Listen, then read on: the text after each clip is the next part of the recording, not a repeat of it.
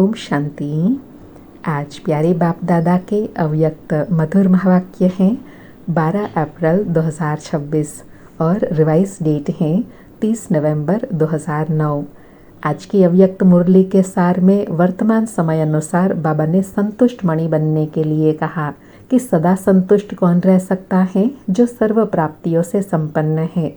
और साथ में बाबा कहे प्राप्तियों का आधार भी संतुष्टता है। तो बाबा कहे अभी वर्तमान समय अनुसार संतुष्ट आत्मा बन संतुष्टता का वायुमंडल बनाना है। और बाबा कहे संतुष्टता का वायुमंडल कौन फैला सकते हैं, जो परमपिता परमात्मा द्वारा सर्व शक्तियाँ, सर्वगुण, सर्व खजाने प्राप्त की हुई आत्मा सदा संतुष्ट रहती है। संतुष्ट आत्मा की स्थिति सदा प्रगतिशील होती है। परिस्थिति संतुष्ट आत्मा के ऊपर प्रभाव नहीं डाल सकती, क्योंकि जहाँ संतुष्टता है वहाँ सर्व शक्तियाँ, सर्वगुण स्वतः ही आते हैं।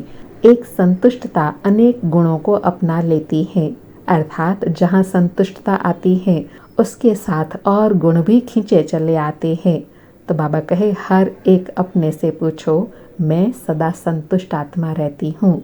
फिर बाप दादा ने ऐसी स्थिति बनाने का आधार बताया कि ऐसी स्थिति में रहने के लिए बहुत साक्षी दृष्टा अवस्था चाहिए, त्रिकालदर्शी अवस्था चाहिए।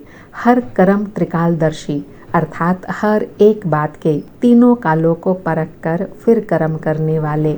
और ऐसे साक्षी दृष्टा त्रिकालदर्शी स्थिति बनाने के लिए बाबा कहे दो बातें चाहिए, संबंध और संपत्ति। सर्व संबंध एक बाबा से और सर्व संपत्ति, सर्व प्राप्ति भी एक बाबा से, अर्थात एक बाबा दूसरा ना कोई। जब यह स्थिति रहेंगी तब साक्षी दृष्टा व त्रिकालदर्शी स्थिति सहज बन जाएंगी। फिर बाबा ने विजय बनने के लिए आधार बताया, निर्णय शक्ति और एकाग्र बुद्धि। जिनमें निर्णय शक्ति है और एकाग्र बुद्धि है, वह कभी भी कोई भी परिस्थिति में डगमग नहीं हो सकती। जो बाप की हर बच्चे में आश है कि हर एक बच्चा सदा विजयी बन बाप को अपना विजय का स्वरूप दिखावे, तो वह विजय का स्वरूप प्रत्यक्ष होगा निर्णय शक्ति और एकाग्र बुद्धि से। तो बाबा कहे हर एक अपने से पूछो, मैं कौन सी आत्मा हूँ, मैं विजयी आत्मा बनी हूँ। और साथ में कहा कि जो बाप दादा की आशाओं के दीपक बच्चे हैं, उनके संकल्प में कभी कभी शब्द आ ही नहीं सकता, क्योंकि बाबा कहे वह सदा बाप के साथ है और बाप के साथ ही है, साथ रहने वाले भी हैं और साथी बन विश्व परिवर्तन का कार्य करने वाले हैं। तो बाबा कहे अपने आप से पूछो, हम विश्व परिवर्तन के कार्य में कितना सहयोगी बने हैं।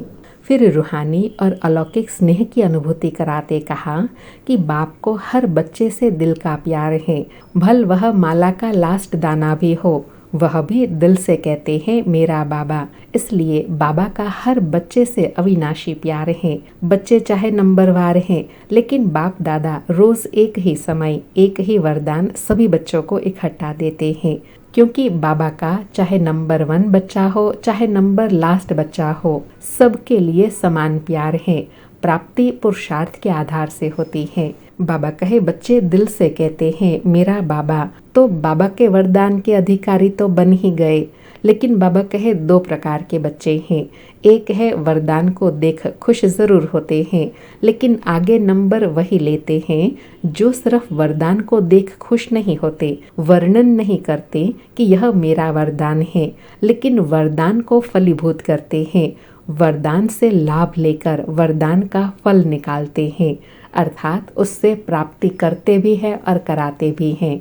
और एग्जाम्पल देते हुए कहा कि जैसे बीज होता है, उसका फल निकालने के लिए उसको पानी और धूप चाहिए, तभी फल निकलता है। उसके लिए बाबा ने गुह्य रास को स्पष्ट करते हुए कहा कि स्मृति है पानी देना और स्मृति स्वरूप में स्थित होना, यह है धूप देना।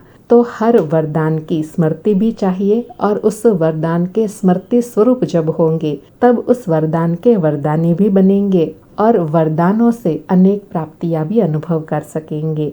तो बाबा कहे यह फलीभूत होने से स्वयं में भी बहुत शक्ति भरती है और दूसरों को भी उस फल द्वारा शक्ति का अनुभव करा सकते हैं।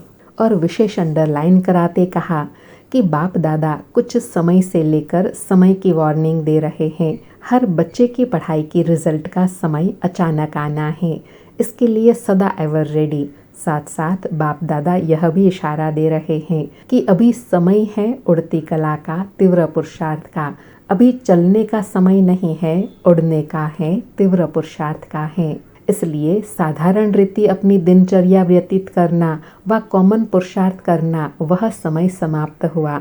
अभी हर संकल्प, हर सेकंड चेक करो और तीव्र पुरुषार्थी बनो और सदा उड़ती कला का अनुभव करते रहे और तीव्र पुरुषार्थी बने रहे। उसके लिए बाबा कहे 3 बिंदी लगाने का अभ्यास करो।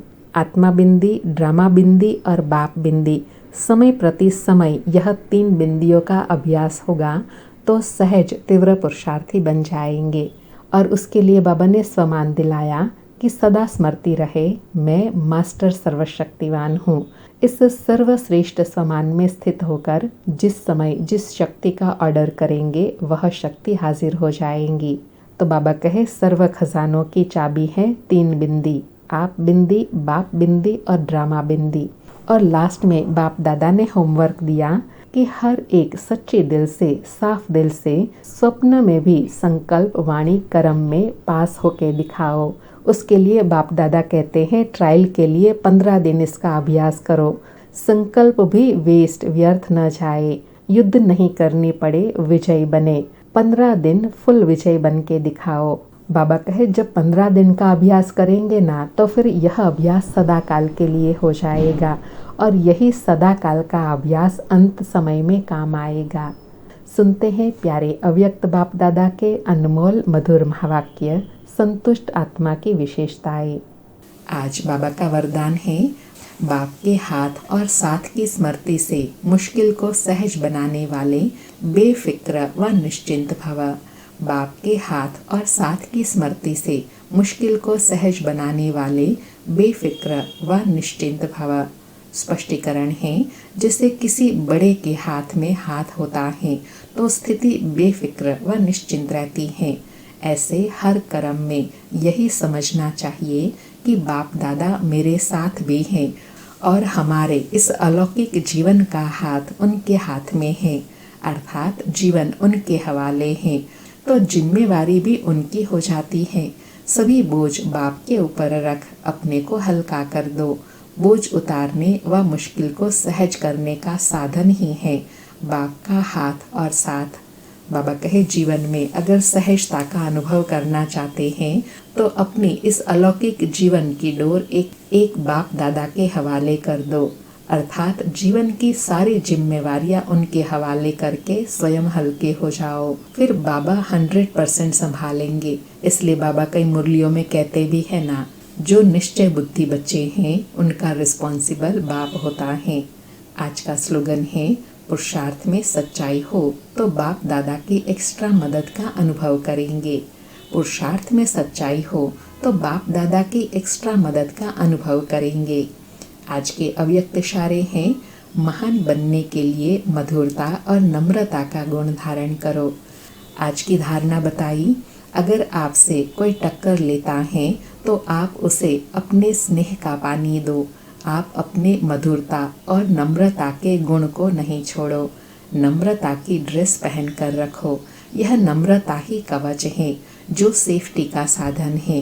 संस्कारों की रास मिलाने का सबसे सहज तरीका है, स्वयं नम्रचित और मधुरता संपन्न बन जाओ, दूसरों को श्रेष्ठ सीट दे दो। इससे बाबा कहे टकराव समाप्त हो जाएगा, लेकिन जो स्वयं में क्वालिटी है उससे स्वतः आगे बढ़ते रहेंगे, रुकावट नहीं आएंगी। अच्छा, ओम शांति। फिर से प्यारे बाप दादा को शुक्रिया बाबा, शुक्रिया। अनेक वरदानों से, अनेक विधियों से प्राप्ति कराने के लिए शुक्रिया बाबा, शुक्रिया।